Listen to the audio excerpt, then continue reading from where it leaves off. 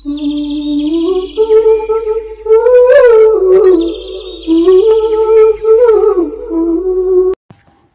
ሰዎች አይሰግዱም፣ አይጾሙም፣ አላህ Subhanahu Ta'ala ባዘዛቸው መንገድ አይገኙም።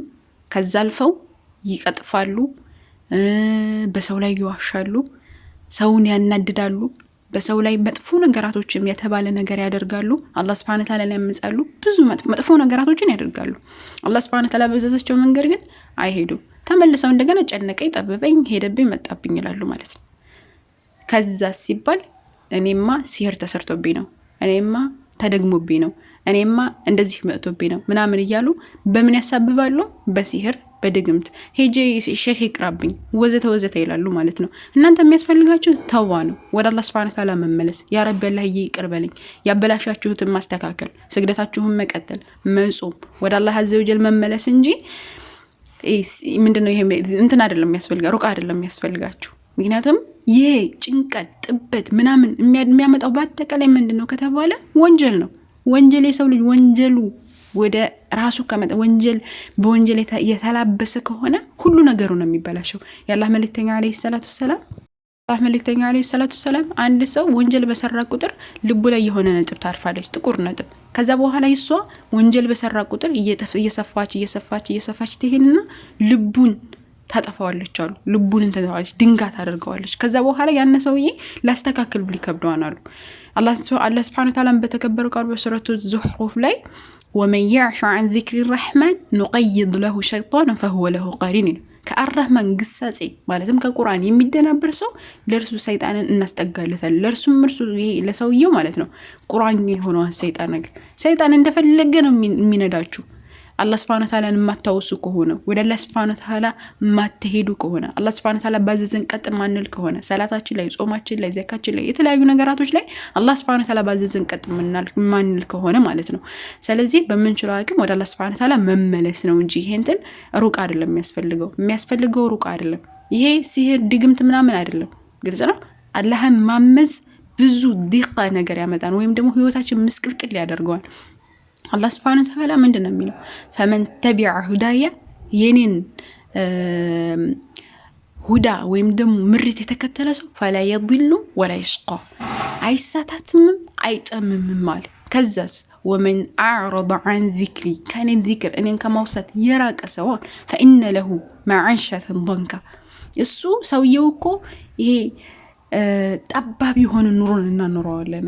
ወነሕሹሩሁ የውም القيامة أعمى የውም القيامة ላይ ደግሞ እውር ሆኖ እናስነሳዋለን አለ። የታወረ ሆኖ قال ربي لما حشرتني أعمى وقد كنت بصيرا እንለጌታዬ እኔ ለምንድነው እውር አድርገህ ያስነሳኸኝ? በእርግጥ እኮ አይ ነበር እኮ ይላል ማለት ነው። ግልጽ ነው። ስለዚህ ከአላህ Subhanahu Ta'ala ዚክር መራቅ ነው እንትን ምንድነው ዚቅ የሚያደርግብን እንጂ ሁሉ ጊዜ ሲህር ወይም ድግምት ስለሚኖርብን አይደለም። ስለዚህ ወደ አላህ Subhanahu Ta'ala መመለስ፣ ተውበት ማድረግ፣ አላህ ይቅር በለን ብለ ወደ አላህ አዘ ወጀል መመለስ ነው እንጂ ተደገመብኝ ተሰሐረብኝ ምናምን አትበሉ። እሺ ባረከላሁ። አንድ ወንድ ሚስቱን ይደበድባታል። ከዛ በኋላ እሷም በጣም አለቀሰችና እጄ እናገርብሃለሁ አለችው። የት ትሄጃለሽ? በሩ ነው ዘግቻለሁኝ፣ የትም አትሄጂም፣ የትም አልለቅሽም ይላታል። ከዛ በኋላ አንተ ነህ የምትከለክለኝ አለችው። ከዛ በኋላ እከለክልሻለሁ ብሎ እንትን አለባት፣ አላገጠባት። ከዛ በኋላ ወደ ሽንት ቤት ገባች። ከዛ በሽንት ቤት አድርጋ ትሄዳለች ብሎ እሱ በውጭ ወጥቶ መጠባበቅ ጀመረ። እሷ ግን አልወጣችም። ከዛ ሙናናን ብሎ መጥቶ ሲያያትኝ ውዱእ አድርጋ እየወጣች ነው። ውዱእ ከፊቷ እየተንጠበጠበ ሲል ከዛ በኋላ ሄጄ አንተ በር ልዘጋብኝ ትችላለህ፣ የትኛውን ቦታ ልከለክለኝ ትችላለህ፣ ነገር ግን በእኔና በጌታዬ መካከል ያለውን ግን ልዘጋ አችልም ትለውና ሄዳ ሰላቷን ትጀምራለች። ከዛ መስገድ ጀመረች፣ ዱዓ ማድረግ ጀመረች፣ ትሰግዳለች። መስገጃዋ ላይ በጣም መቆየት ጀመረች። ከዛ በኋላ ሰውየው በጣም ደነገጠ። በቃ ዱዓ እያደረገችብኝ ነው ምናምን ብሎ ደነገጠ። ከዛ በጣም ስትቆይ ስጁዷ ላይ ሄዱና ይቅርታ በጣም ተቆጥቼ እኮ ስለነበረ ነው እንጂ አስቤበት አይደለም እና ዱዓ አታድርጊብኝ፣ ዱዓ ማድረግሽ ከኔ አይበቃሽም ይላታል።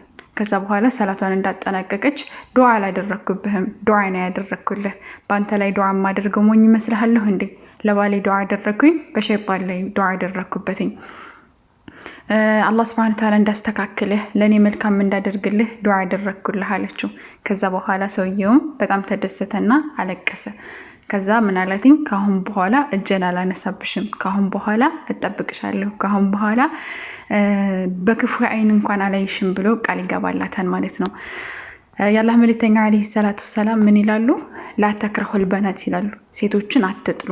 ያላህ መልእክተኛ አለይሂ ሰላቱ ሰላም በተደጋሚ ላ ተድሪቡል ኢማ አላህ የአላህ Subhanahu Ta'ala ባሪያዎች አትማቱ ይላሉ። ያላህ መልእክተኛ አለይሂ ሰላቱ ሰላም ኸይሩኩም ለአህሊ ከናንተ ኸይራችሁ ለቤተሰቦቹ ለሚስቱ ኸይር የሆነ ነው። ወአና ኸይሩኩም ለአህሊ እኔ ደግሞ ከናንተ በላጫችሁ ነው። ኸይር በመሆን ለቤተሰቡ መልካም በመሆን እኔ በላጫችሁ ነኝ ይላሉ አላህ መልእክተኛ አለይሂ ሰላቱ ሰላም። በሌላም ሐዲስ ላይ ላ ተክረሁል በናት በናቶችን ሴቶችን አትጥሉ ፈኢነሁነ አልሙአነሳቱ አልጋሊያት እነሱ እኮ በጣም የተከበሩ ፍጥሮች ናቸው፣ ደስታን የሚያመጡ የደስታ ምንጭ ሆኑ የተከበሩ ፍጥሮች ናቸውና እያሉ የአላህ መልእክተኛ አለይሂ ሰላቱ ሰላም ይናገራሉ። እና ሴት ልጅ አከበራትን አትምቷት፣ አትቆጡባት፣ ፊታችሁን አታዙሩባት ያለውን ሴት አትማቱ ወንድሞቼ። እህቶችን በምትችሉት አቅም ሰው መልካም ለመሆን ሞክሩ፣ ወደ መልካም ነገር ለመጣራት ሞክሩ፣ ዱዓ አድርጉላቸው ለወላጆቻችሁ። ሲቆጡ ለመረጋጋት ሞክሩ። እልህ እና ቁጣ ምናምን ነገራቶች አናሳይ፣ መልካም እንሆን ኢንሻአላህ። በምንችለው አቅም ሰው እንደመሆናችን ልንሳሳት እንችላለን፣ ግን ቶሎ ብለን ለመታረም እንሞክር። አላህ መጨረሻችንን ያሳምርልን። አንድ አስገራሚ ታሪክ ልንገራችሁ። የሆነ ወጣት ልጅ ነበርና የሆነች ልጅ ለማግባት ፈልጎ ለማጨት ፈልጎ ቤተሰቦቻቸው ሽማግሌ ለማላክ ፈልጎ፣ ነገር ግን መጀመሪያ ማጣራት አለብኝ ብሎ የአካባቢውን ሰው ለመጠየቅና ለማጣራት ሞከረ። በሚያጣራ ጊዜ ግን ጥሩ ነገር አልሰማም። ልጅቷ በጣም መጥፎ እንደሆነች፣ ሷሊሃ እንዳልሆነች፣ ለሱ እንደማትገባው ጭራሽ ከሷ መራቅ እንዳለበት ይነግሩታል። ከዛ ልጅየውም ሲወዳት ስለነበረ ተበሳጨና መንገድ ላይ ይሄደ ያለ የሆነ ሽማግሌ ያገኛል። ያ ሽማግሌም ምን ሆነህ ነው ልጄ ይሉታል። ከዛ በኋላ ያለውን ነገር ይነግሯን፣ ያጋጠመውን ነገር ማግባት ፈልጎ ጠይቆ ይሄ እንደተመለሰለት ማለት ነው። ከዛ በኋላ የኔ ልጅ አለች ከሷ የተሻለች ስለሆነች የኔን ልጅ አግባ፣ ስለዚህ የኔን ልጅ ከማጨት በፊት ወይም ደግሞ የኔን ልጅ ከመጠንትን ከማለት በፊት ከማግባት በፊት ግን ማጣራት አለብህ፣ ስለሷ አጣራ ይሉታል ሽማግሌው። ከዛ ወጣቱም ስለ ሽማግሌው ልጅ ማጣራት ጀመረ። በሚያጣራ ጊዜ ተመሳሳይ የሆኑ ነገራቶችን ከሰዎች ይሰማል። ይቺ የሽማግሌው ልጅ በጣም መጥፎ እንደሆነች፣ ሷሊሃ እንዳልሆነች፣ ጭራሽ እሷ ማግባት እንደሌለበት ይነግሩታል ማለት ነው ለወጣቱ። ከዛ ወጣቱም ተመልሶ ሄዶ ለሽማግሌው እንዲህ እኮ አሉኝ ሰዎች ብሎ ሰዎች አሉትን ሄዶ ይነግራቸዋል ማለት ነው ለሽማግሌው። ከዛ ሽማግሌውም እጁን ያዙና ወደ ቤቱ ይወስዱታል። ቤቱ ላይ ሲሄድ ግን ምንድነው ምንም እንኳን ልጅ ሊኖር አንድ ሽማግሌ የሆኑ እናት ነበር ያገኘው ማለት ነው ወጣቱ። ስለዚህ ከዚህ ላይ ኢብራ ወይም ደግሞ ምክር ሊሰጡት ፈለጉ እዚህ ላይ ሽማግሌው ማለት ነው። የኔ ልጅ የለኝም እንደውም መሀን ነኝ አልወለድኩም፣ ነገር ግን እንደዚህ እንድታደርግ ያደረኩት ምንድነው ትምህርት እንድትወስድ ነው። የሰማውን ሁሉ ማመን የለብህም፣ ያየውን ሁሉ የሰማውን ሁሉ ማመን የለብህም፣ ማጣራት መቻል አለብህ። ሰዎች በሰዎች ላይ ብዙ ነገር ይናገራሉ፣ የሌለንባቸውን ነገር ሊለጥፉ ይችላሉ፣ ያለባቸውን ነገር ሊናገሩ ይችላሉ። ነገር ግን አንተ ያንን ነገር የምታውቀው በማጣራት ነው። ስለዚህ ማየት አለብህ፣ በዛ ነገር ላይ መናገር አለብህ ብለው ይመክሩታል። እነዚህ ሶሻል ሚዲያ ላይም የሆነ ነገር ሲናፈስ ስታዩ ያንን መጽሐፍ ገብታችሁ ማንበብ ማጣራት። ለምሳሌ ስለ ቁርአን፣ ስለ ሐዲስ፣ ስለ ተለያዩ ነገራቶች በጣም ብዙ መጥፎ ነገራቶች ይነገራሉ። እናንተ የተባለው ነገር እንግዲህ እናንተ አይን አላችሁ፣ ማንበብ ማገናዘብ የምትችሉ ፍጥሮች ናቸው። ስለዚህ ገብታችሁ እውነት ያሉት ነገር አለ ወይ ብላችሁ ገብታችሁ ማንበብ ግልጽ ነው። ገብታችሁ ማንበብ። እነሱ እንደዚህ ይላል ስለተባላችሁ ብቻ ያን ነገር ትክክል ነው ብላችሁ አትቀበሉ። طيب በማንኛውም ህይወታችሁ ላይ የሆነ ሰው ስለሆነ ሰው እንደዚህ ነው ብሎ ስለነገራችሁ ብቻ ያን ሰውዬ ማመን የለባችኋል። ምናልባት አንዳንድ ጊዜ ምንድነው ተረት ላይ እንደውም ይባላል አንድ ሰው አይኑ ጠፍቶ ከመጥቶ ወደ እናንተ ቢነግራችሁ ምናልባት ለዛኛው ሰው ሁለት አይኑ ጠፍቶ ሊሆን ይችላልና አጣሩ ይባላል። የነዛን ሰዎች ሁለቱን አይን አጥፍቶ ይሆናል ምናልባት የሱ አይን እንዳይነጠፋው ግልጽ ነው። ስለዚህ ያንን አካል ማጣራት መቻል አለባችሁ። ለምንድነው እንዴት ነው የሚለውን እያንዳንዱ ነገር ማለት ነው።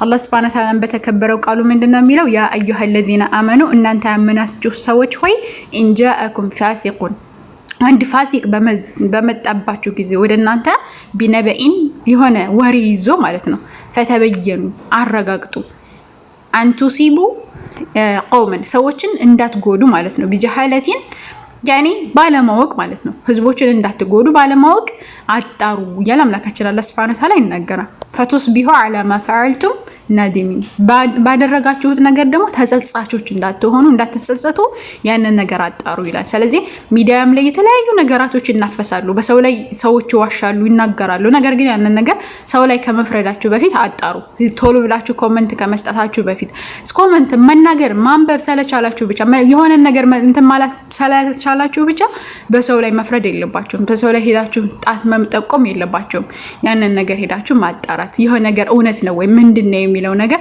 ካጣራችሁ በኋላ እንትን ብትናገሩ የተመረጠ ነው ከተጸጻች እንዳትሆኑ ማለት ነው ምን ይሄን አድርጌ ባልነበረ ምናምን በነገራችን ላይ ማለት ነው ብዙ ጊዜ አሁን የሆነ ነገር ተሰሙና ከደህዛችሁ ትናገራላችሁ ከዛ የተናገራችሁትን ነገር አራሱ ይቅርታ ሳትጠይቁ ወዲያው ተረሱታላችሁ ማለት ነው ይሄ ነገር ግን ተከማችቶ የቂያማ ቀን ዙሉማት ሆኖ የወንጀል ድርብርብ ሆኖ ይመጣል መክፈላችሁም ስለዚህ ካሁኑ እስከ ዛሬ ባደረጋችሁት ነገር ተውበት ማድረግ ካሁን በኋላ ደግሞ በመትሰሩት እያንዳንዱ ነገር ማጣራት ሀታለው የኔ የምትሉት ሰው እንኳን ቢሆን የሆነ ሰው መጥቶ ስለነገራችሁ ብቻ ያንን ሰው ማመን የለባችሁም ያኒ ልታምኑ እኮ ትችላላችሁ ያንን ሰው ያኒ ሁሉን ነገር ትክክል ነው ብላችሁ ማመን የለባችሁም ነገርታችሁ ያንን ሰው እኮ ታማኝ ሊሆን ይችላል ሁሉም የተናገረው ትክክል ሊሆን ይችላል ግን ስለሰው መጥቶ ነግሯችሁ ያንን ነገር ሁሉም ትክክል ነው ማለት አይደለም ምናልባት ከጀርባው ብዙ አካል ሊኖር ስለሚችል ብዙ ነገር ሊኖር ስለሚችል ማለት ነው ስለዚህ ያንን ነገር አጣርታችሁ አይታችሁ ነው ማመንና መቀበል ያለባችሁ